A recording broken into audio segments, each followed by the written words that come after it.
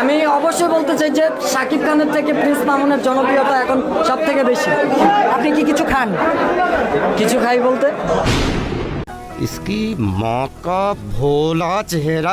আচ্ছা ভাই, তুই দিনে কয় বেলা খাস?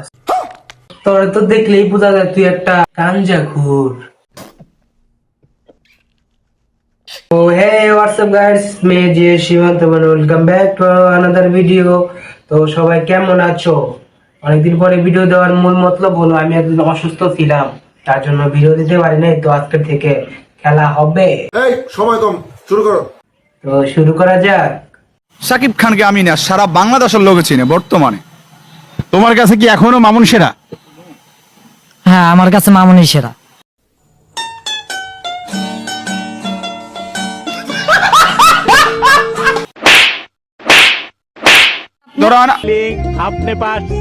তারপর আরো দেখি আমরা। হ্যাঁ, অবশ্যই আমি বলতে পারি যে জনপ্রিয়তা তার বেশি। আপনি কি কিছু খান? কিছু খাই বলতে বলা যাচ্ছে না, কিন্তু ও যেহেতু অলরাউন্ডার, সবকিছুই পারে, অবশ্যই মুভিও করতে পারবে ইনশাল্লাহ। সে সর্বপ্রথম নাম্বার 1 লাইকে এবং টিকটকার উনি ছিল, তো ওনার ফ্যান ফলোয়ার বেশি থাকতে পারে। বাংলাদেশের ভিতরে সর্বপ্রথম 10 million subscriber 10 million follower done করছে মামুন।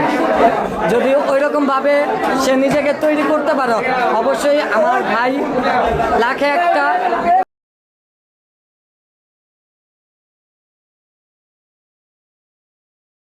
হ্যাঁ বেটা, হ্যাঁ বোধাই তো নিশাই বাসে না, কি করবো।